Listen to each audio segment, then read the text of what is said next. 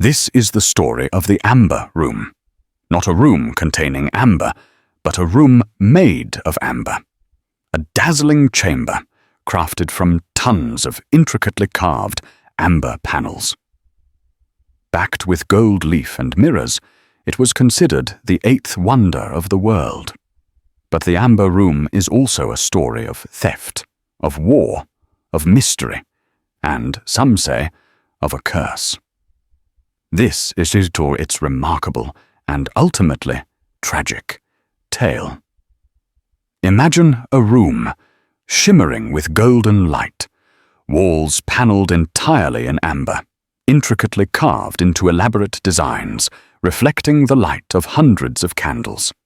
Mirrors, mosaics, gemstones, all adding to the dazzling effect. It was a chamber fit for a king, a masterpiece of craftsmanship and artistry. The Amber Room was created in Prussia in the early 18th century.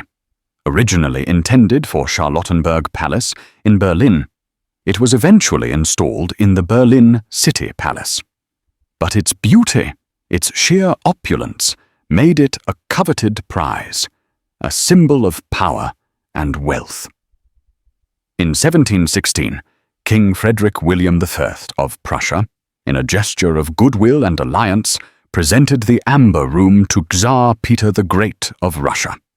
The panels were carefully dismantled, packed into crates, and transported to Russia, where they were reassembled in the Winter Palace in St. Petersburg.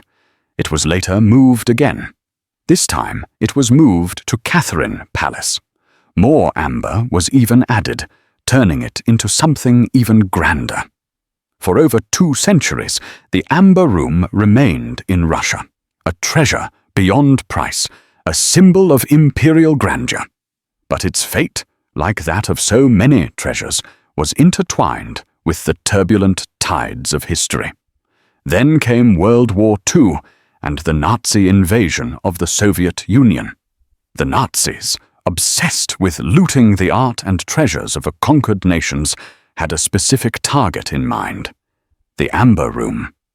They considered it a German treasure, stolen from Prussia, and they were determined to reclaim it.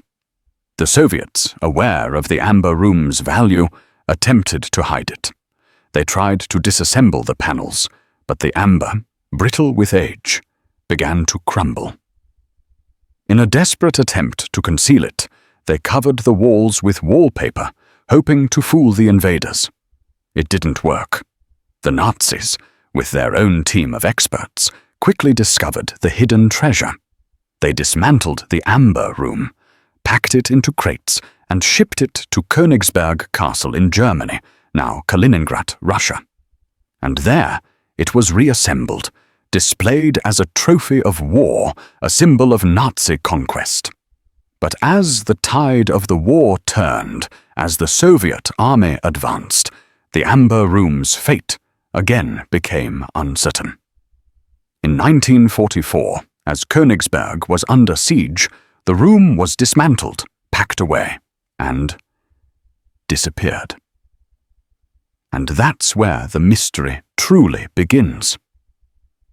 What happened to the Amber Room? It's one of the great unsolved mysteries of World War II, a treasure hunt that has captivated historians, adventurers, and conspiracy theorists for decades. There are countless theories. Some believe it was destroyed in the bombing of Königsberg. Others claim it was loaded onto a ship, the Wilhelm Gustloff, which was then sunk by a Soviet submarine, sending the Amber Room to the bottom of the Baltic Sea. Still others believe it was hidden away in a secret bunker, a mine shaft, or a forgotten castle waiting to be rediscovered. There have been numerous searches, expeditions, and investigations, all fueled by the hope of finding this legendary treasure. Small pieces, fragments of the original Amber Room, have surfaced over the years, tantalizing clues that suggest it might have survived the war. But the room itself, in its entirety, remains lost. And of course, there are whispers of a curse. Some say that the Amber Room, like so many looted treasures, carries with it a dark energy, a curse that brings misfortune and death to those who seek it. There are stories of researchers, treasure hunters, and even former Nazi officials who met untimely ends, their deaths linked in some way to their pursuit of the Amber Room. Alfred Rode was in charge of getting the Amber Room away from the museum and was later interrogated by the KGB. He and his wife died suddenly. General Yuri Gusev, a Russian intelligence officer, died in a car crash after supposedly leaking details to the press. And Georg Stein, another treasure hunter, met a gruesome end in a German forest. Is the Amber Room truly cursed? Or is it simply a victim of war, of greed, of the human desire to possess beauty and power? We may never know the truth.